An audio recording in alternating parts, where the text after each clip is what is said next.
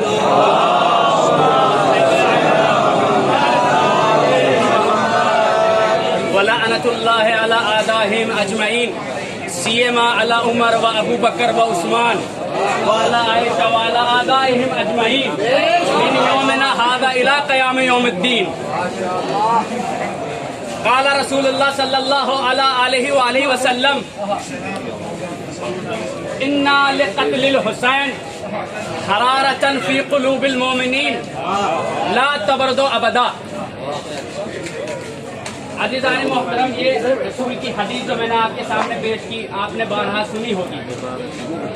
زیادہ سے زیادہ تھوڑی دیر آپ کے درمیان حاضر رہوں گا، آپ کے درمیان اور کھانے کے درمیان، اور آپ کے پیٹ میں انشاءاللہ اتنا پہنچ گئے ہوگے کہ آپ 10-15 منٹ سن سکتے ہیں.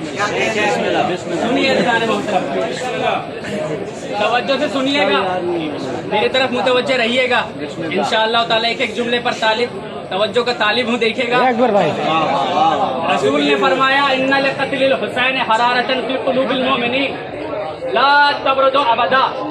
بے شک قتل حسین سے مومنین کے دلوں میں، کافروں کے دلوں میں نہیں، منافقوں کے دلوں میں نہیں، مشرکوں کے دلوں میں نہیں، مومنین کے دلوں میں ایک ایسی حرارت، ایک ایسی سوزش، ایک ایسی تڑپ، ایک ایسی آگ، ایک ایسی محبت پیدا ہوگی لا تبرد ابدا. بے شک قیامت تک کبھی ٹھنڈی نہیں ہونے والی،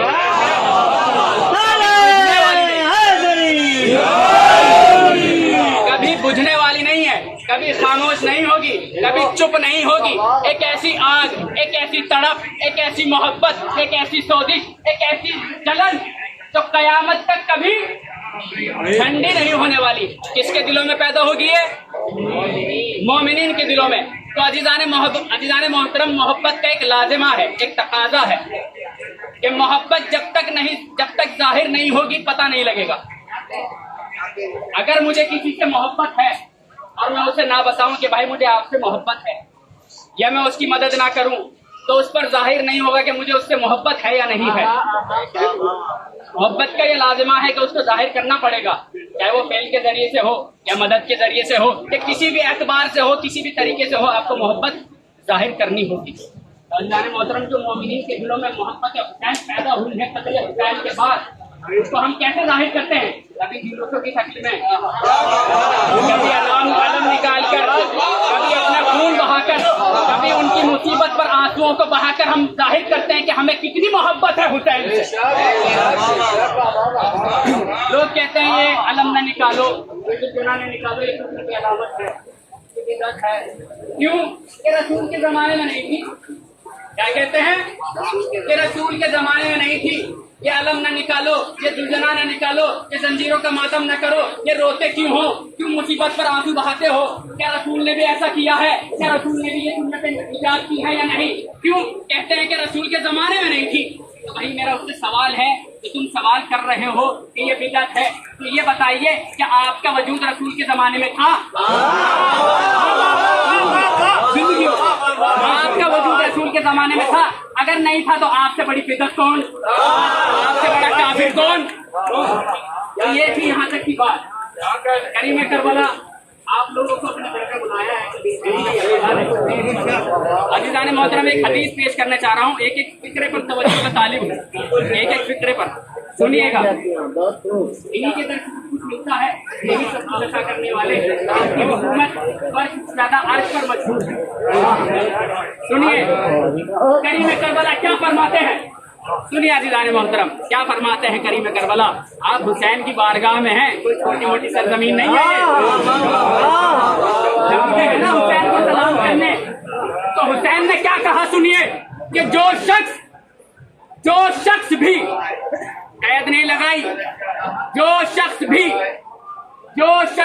اس قدر محبت ہے حسین کو آپ سے اور آپ سے کہ جو ذریعے حسین پر کھڑے ہو کر کہتے ہیں صلی اللہ علیہ یا ابا عبداللہ. سنیے کتنی محبت ہے حسین کو آپ سے. حسین فرماتے ہیں، سنیے عزیزان محترم، حدیث ایسی ہے قسم خدا کی اگر دلوں کے قابو پہ نہ اتر جائے تو بولیے گا. سنیے، سن کر سمجھ کر خاموش نہ بیٹھیے گا. کیوں؟ اس لیے کہ یہ زبان اگر ذکر علی پر نہ بولی جائے تو اس زبان کا کوئی فائدہ ہی نہیں ہے. زبان का कोई फायदा नहीं जो चौराहों पर तो चले लेकिन जिक्र हुसैन पर खामोश रहे। लेकिन क्या फरमाते हैं हुसैन इब्न अली? हुसैन फरमाते हैं कि जो शख्स मेरी शहादत के बाद, फख्र कीजिए आप हुसैन की बारगाह में हैं, जो शख्स मेरी शहादत के बाद मेरी कब्र पर आकर मुझ पर सलाम भेजेगा, अगर दोज़ख में भी चला गया तो निकाल लूंगा, दोज़ख में भी चला गया तो निकाल लूंगा। हुसैन फरमा रहे हैं अगर दोज़ख में भी चले गए तो मैं निकाल लूंगा।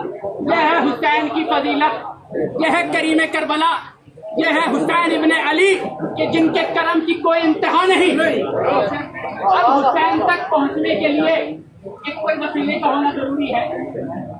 बिल्कुल इसी तरीके से कि जिस तरह से रसूल तक नहीं पहुंचा जा सकता बगैर अली के, इसी तरह हुसैन तक नहीं पहुंचा जा सकता बगैर अब्बास के। सुनिए, रसूल ने फरमाया अना मदीनतुल इल्म व अलीयुन बाबुहा फमन अरादल मदीना वल हिकमा वल याति मिन बाबहा। मैं मदीना इल्म हूँ, I am city of knowledge. और जो भी इस सिटी में, जो भी इस शहर में, जो भी इस मदीने में दाखिल होना चाहता है, वारिद होना चाहता है, तो उस पर वाजिब नहीं औजब है कि वो दरवाजे से होकर आए, खिड़की से नहीं, दरवाजे से होकर आए। दरवाजा कौन है? मन होवल बाब, वो अमीरुल मोमिनीन। तो अब अगर नाना की तरह नवासा भी आकर बढ़ के कह दे कि अना मदीनतुल इश्क व अब्बास बाबुहा व अरादल मदीना वल याति मिन बाबहा।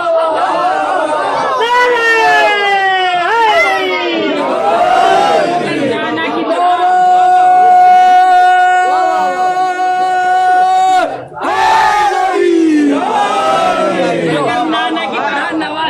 बढ़कर कहते तो अजब नहीं। मदीनतुल इश्क व अब्बास बाबुहा फमन अरादल मदीना फलयाति मिन बाबहा फमन हुवल बाब हुवल अब्बास इब्न अली। हुसैन तक नहीं पहुंचा जा सकता अब्बास के बगैर। कौन है अब्बास? पहले करबला सुनिए, शेर की सूरत में, फिर इंशाअल्लाह मैं अपने मौजू पर फर्क कराता हूँ। करबला क्या है, फजीलत करबला सुनिए। अभी कुछ रोज पहले मैंने बंद लिखे थे, उसमें से एक बंद, दो बंद आपके सामने पेश कर रहा हूँ। देखिए क्या है करबला। करबला कहते किसको है, करबला की डेफिनेशन क्या है, करबला की तारीफ क्या है, करबला की तफसील क्या है। सुनिए, हुसैन ये का मजमा है, विलायत अली के चिराग से सबके दिल मुनव्वर हैं। हुसैन सुनिए जिलाने मोहतरम कि करबला रोज़े अज़ल से है विला का मरकज। एक पर तवज्जो का तालिब हो लिखेगा, ये मैंने नहीं कहे, इन्होंने ही कहलवाए हैं। सुनिए जिलाने मोहतरम, पांच और छठा मिसरा बगौर तवज्जो फरमाइएगा कि करबला रोज़े अज़ल से है विला का मरकज, करबला जूदो सखा और अता का मरकज। क्या है करबला? सुनिए कि करबला रोज़े अदल से है विला का मरकज, करबला जूदो सखा और अता का मरकज। अरे करबला सारे नबियों की बका का मरकज, सारे नबियों की बका का मरकज। अरे करबला आज भी है बहरे वफा का मरकज, करबला आज भी है बहरे वफा का मरकज, करबला रोज़े अदल से है विला का मरकज, करबला जूदो सखा और अता का मरकज, करबला सारे नबियों की बका का मरकज, करबला आज भी है बहरे वफा का मरकज। क्यों है? अरे इसलिए कि शहने खूदे के इसे ऐसी रवानी बख्शी ताबत जिंदा रहे ऐसी जवानी। शहने खूदे के ऐसी रवानी बख्शी ताबत जिंदा रहे ऐसी जवानी बख्शी। कौन है मालिक करबला? सुनिए, ये थी करबला। अब इस करबला का मालिक कौन है वो भी सुनिए। करबला रोज़े अज़ल से है विला का मरकज, करबला जूदो सखा और अता का मरकज, करबला सारे नबियों की बका का मरकज, करबला आज भी है बहरे वफा का मरकज। क्यों है? शहने खूदे के इसे ऐसी रवानी बख्शी ताबत जिंदा रहे ऐसी जवानी बख्शी। अरे मालिक करबला, मालिक करबला नाम है उसका शब्बीर, मालिक करबला नाम है उसका शब्बीर। पल में बिगड़ी जो बदल देता है सबकी तकदीर। मालिक करबला नाम है उसका शब्बीर, पल عقل میں بگڑی جو بدل دیتا ہے سب کی تقدیر. ارے جس نے دیکھا نہیں سائل کو غنی ہے یا فقیر. اللہ کا مجمع ہے کہ جس نے دیکھا نہیں سائل کو غنی ہے یا فقیر. ارے جھولی بھر دیتا ہے پھر مانگے یہ ہے ایسا امیر.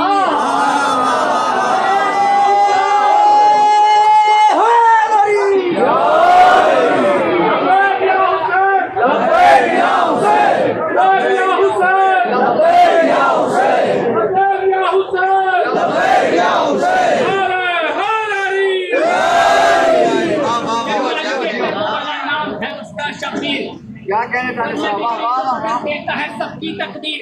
جس نے دیکھا نہیں سائل کو غنی ہے یا فقیر. جھولی بھر دیتا ہے بن مانگے یہ ہے ایسا امیر. کیوں ہے؟ اس لیے کہ رکھتا ہے تو جہاں پہ حکومت یہ نورین. ارے بیٹا علی کا ہے جسے کہتے ہیں سب حسین. بیٹا علی کا ہے یہ جسے کہتے ہیں سب حسین. ماشاءاللہ کہتے ہیں سب حسین. اب حسین تک پہنچنے کے لیے وسیلہ ہونا ضروری ہے. بغیر وسیلے کے آپ اللہ تک نہیں جا سکتے تو حسین تک نہیں. سنیے عزیزان محترم, نبی تک پہنچنے کے لیے علی کا وسیلہ ضروری ہے. حسین تک پہنچنے کے لیے عباس کا ہونا ضروری ہے. عباس کا وسیلہ ہونا ضروری ہے. کون ہے عباس؟ سنیے, میرا پسندیدہ موضوع ہے حضرت عباس, اور میں دل کھول کے پڑھنے والا ہوں حضرت عباس. یہ سب کچھ انہی کا عطا کیا ہوا ہے. سنیے کون ہے عباس. عباس کی منزلت, عباس کی عظمت, عباس کی رفعت, عباس کی عصمت, عباس کی فضیلت کیا ہے سنیے. اگر آپ نہ سنیں گے تو کون سنے گا؟ اگر آپ نہ سمجھیں گے کربلا میں رہ کے تو کون سمجھے گا؟ کیوں؟ کیونکہ آپ تو موجود ہی اس جگہ ہے کہ جس جگہ کا ذکر پوری دنیا میں ہوتا ہے.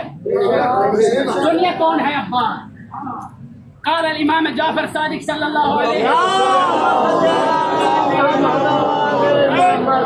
کی زیارت ہی ان کی زیارت فرماتے ہیں لعن اللہ من جہل حقک واستخف بحرمتک. ارے خدا کی لعنت ہو جو آپ کے حق سے جاہل رہا. یعنی کوئی حق ہے عباس کا ہم پر, اگر ہم نے نہ پہچانا تو ہم خدا کی لعنت کے مستحق ہوں گے. کس کی لعنت؟ امام کی نہیں, بندوں کی نہیں, اللہ لعنت فرما رہا ہے. لعن اللہ من جہل حقک واستخف بحرمتک. ارے خدا کی لعنت ہو اس پر کہ جس نے آپ کے حق کو نہ پہچانا, جس نے آپ کی منزلت کو نہ پہچانا, جس نے آپ کے مرتبے کو نہ پہچانا, جس نے آپ کی فضیلت کو نہ پہچانا. بات کیا فرمایا؟ واستخف بحرمتک. اور جس نے آپ کی منزلت کو گھٹایا, جس نے آپ کی فضیلت کو گھٹایا, اس پر بھی خدا کی لعنت. اب معرفت سنیے عزیزان محترم, کون ہے عباس؟ کون ہے عباس؟ جس وقت جناب فاطمہ الزہرا سلام اللہ علیہ جس وقت جناب فاطمہ الزہرا سلام اللہ علیہ نے آخری وقت میں اپنے آقا و مولا ولی و وارث حضرت امیر المومنین کو وصیت فرمائی, اے امیر میرے بعد تنہا نہ رہیے گا, دوسری شادی کیجیے گا اور اپنا گھر بسائیے گا. جناب امیر المومنین نے اس وصیت پر عمل کرتے ہوئے اپنے بڑے بھائی عقیل کو حکم دیا, اپنے بڑے بھائی عقیل کو حکم دیا. اور کیا کہا کہ ذرا ایک ایسی خاتون کا انتخاب کرو کہ جس سے ہونے والے بچے بہادر ہوں, شجاع ہو, جن کے مرد شجاع ہو. جناب عقیل نے اس حکم کو لیا اور ڈھونڈنا تلاش کیا. جناب عقیل نے اس حکم کی تعمیل کرتے ہوئے تلاش پر نکل پڑے. کچھ عرصے کے بعد واپس پلٹ کر آئے. جناب امیر سے کہا, سنیے عزیزان محترم کسی نتیجے تک لے جانا چاہتا ہوں. جناب امیر سے کہا, اے امیر المومنین میں نے پورے عرب کو چھان ڈالا لیکن مجھے کوئی ایسا گھرانہ نہ ملا جو آپ کے گھرانے سے زیادہ بہادر ہو. مجھے ایسا کوئی گھرانہ نہیں ملا جو آپ کے گھرانے سے زیادہ بہادر ہو. جناب امیر نے کہا ذرا تلاش کرو شاید کہ تمہیں مل جائے. جناب عقیل نے اس حکم کی تعمیل کرتے ہوئے سلوات پڑھی.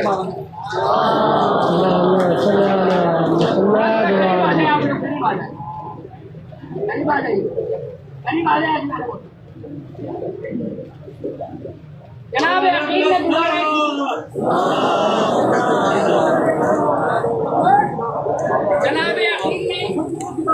ڈھونڈنا تلاش کیا, پورے عرب کو چھان ڈالا. جب علی کا سامنا ہوا تو علی نے کہا, ارے کیا خبر ہے جو حکم دیا تھا اس کی تعمیر کی یا نہیں کی؟ تو جناب عقیل نے کہا اے امیر المومنین، اے میرے بھائی علی، وہی حال ہے، میں نے پورا عرب تلاش کر ڈالا، مجھے کوئی ایسا خاندان نہیں ملا کہ جو آپ کے خاندان سے زیادہ بہادر ہو۔ ہاں لیکن ایک ایسا خاندان ہے کہ جو گھروں میں نہیں بلکہ صحراؤں میں رہتا ہے، جن کی خواتین، سنیے جملہ سنیے جان محترم، کیا فرمایا جناب عقیل؟ ایک ایسا گھرانہ ہے جو گھروں میں نہیں بلکہ صحراؤں میں رہتا ہے، جن کی خواتین عرب کے پورے مردوں سے زیادہ شجاع ہیں۔ جن کی خواتین، اس خاندان کی خواتین عرب کے سارے مردوں سے زیادہ شجاع ہیں۔ تو ذرا غور کیجیے جان محترم، جس خاندان کی خواتین، عورتیں پورے عرب کے مردوں سے زیادہ شجاع ہوں، ان کے مرد کتنے شجاع ہوں گے اور ان کے ہونے والی اولاد کتنی شجاع ہوگی، ہے نا؟ جناب امیر المومنین نے جناب ام البنین، جس کا نام تاریخ میں ہمیں فاطمہ کے راہیہ بتایا، انتخاب کیا، نکاح کیا،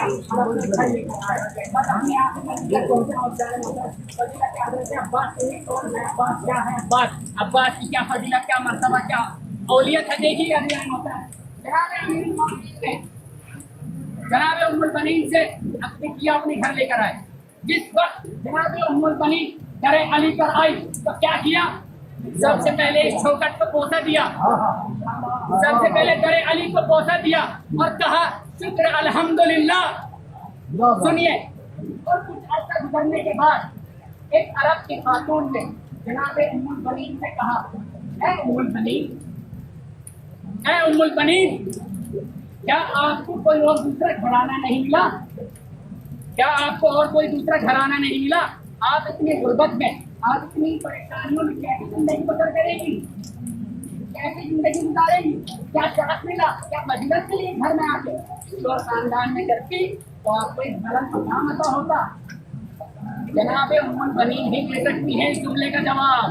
سنیے عزیزان محترم، فضائل سنیے، آپ فضائل سننے والے حضرات بیٹھے ہیں یہاں پر، دلوں کو محبت حسین میں منور کیا ہوا ہے۔ سنیے، جناب ام البنین فرماتی ہیں اے خاتون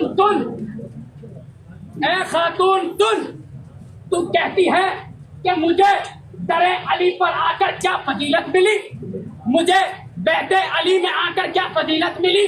ارے مجھ جیسی خاتون کے لیے سب سے بڑی فضیلت یہی ہے کہ میں علی کی جوتیوں پر لگی ہوئی دھول کو صاف کروں۔ یہ جناب ام البنین فرما رہی ہے کہ مجھ جیسی خاتون کے لیے سب سے بڑی فضیلت یہی ہے کہ میں علی کی جوتیوں پر لگی ہوئی دھول کو صاف کروں۔ اب کچھ عرصہ گزرا تھا، عالم خواب میں جناب فاطمہ الزہرا سلام اللہ علیہا تشریف لے کر آئی۔ کیا فرمایا؟ حضرت فاطمہ الزہرا سلام اللہ علیہا کی محبت دیکھیے جناب محترم، کس قدر محبت ہے فاطمہ الزہرا سلام اللہ علیہا کو حضرت عباس سے۔ سنیے، جناب ام البنین کے خواب میں آ کر فرماتی ہیں، کیا فرمایا؟ اے ام البنین، اے ام البنین، تم بہت جلد میرے بیٹے، کون فرما رہا ہے؟ حضرت فاطمہ الزہرا بی بی ام البنین سے فرما رہی ہیں خواب کے عالم میں کہ تم بہت جلد میرے بیٹے عباس کی ماں بنو گی۔ کیا فرمایا؟ میرے بیٹے، اتنی محبت کوئی اپنے بچوں سے نہیں کرتا جتنی فاطمہ نے بی بی ام البنین کے بچوں سے کی۔ سنیے، فرمایا کہ تم میرے بیٹے عباس کی بہت جلد ماں بنو گی۔ کچھ عرصہ گزرا تھا، جناب ام البنین کے یہاں حضرت عباس کی ولادت ہوئی۔ ایک بابا جب نندہ سلوات پڑھا، آخری جملہ ہے اور رفت مسائب انشاءاللہ۔ جناب فاطمہ نے فرمایا تم بہت جلد میرے بیٹے عباس کی ماں بنے گی۔ اب روز قیامت ایک روایت پیش کر رہا ہوں، دیکھیے گا جانا مطلب آخری روایت ہے اور آپ کی زحمت اور رحمت دونوں تمام۔ حضرت فاطمہ الزہرا سلام اللہ علیہا کو بی بی ام البنین کے بچوں سے حضرت عباس سے کس قدر محبت ہے۔ سنیے، کیا ہے عباس، کون ہے عباس؟ اپنی منزل پر آ گیا ہوں۔ روز قیامت پروردگار عالم حضرت فاطمہ الزہرا سلام اللہ علیہا سے کہے گا اے فاطمہ، اے فاطمہ، اپنے بابا کی امت کی شفاعت کے لیے کیا لے کر آئی ہیں؟ वाह वाह वाह वाह। अपने बाबा की उम्मत की शिफात के लिए क्या लेकर आई है? बीबी क्या जवाब देती है, सुनिए। खुदा ने क्या फरमाया है, फातिमा तुम बहुत है, फातिमा तुम अपने बाबा की उम्मत की शिफात के लिए क्या लेकर आई हो? बीबी फरमाएंगी कि कफाना ले अजले हाजल मकाम अल यदानिल मक्तूअतान अन इब्निल अब्बास। अरे काफी है मेरे बाबा की उम्मत की शिफात के लिए मेरे बेटे अब्बास के दो कटे हुए हाथ। फरमाएंगी काफी है मेरे बाबा की उम्मत की शिफात के लिए मेरे बेटे अब्बास के दो कटे हुए हाथ। यह है अब्बास और यह है फातिमतुल ज़हरा। यह है अब्बास और यह है फातिमतुल ज़हरा। अरे फातिमतुल ज़हरा ने भी ये हाथों के कटते हुए मंजर देखा होगा। यही सरजमीन थी, यही टिल्ले ज़ैनबिया था कि जहाँ पर खड़े होकर दिल दुखियारी बहन एक अपने भाई के कटते हुए गले पर चलता हुआ खंजर देख रही थी। सुनिए अज़ीज़ान मोहतरम, रिवायत बताती है कि चंद साल की उम्र है इमाम हुसैन की। इमाम हुसैन ने अपने नाना रसूल को रोते हुए देखा। हुमक कर अपने नाना की गोद में आए और कहने लगे, ऐ नाना आप किसने रंजीदा कर दिया? हुसैन सुन रहे हैं, आप लोग भी सुनिए। ऐ नाना आपको किस चीज ने रंजीदा कर दिया, किस चीज ने रंजीदा कर दिया? रसूल फरमाते, ना पूछ मेरे लाल, बयान न कर सकूंगा।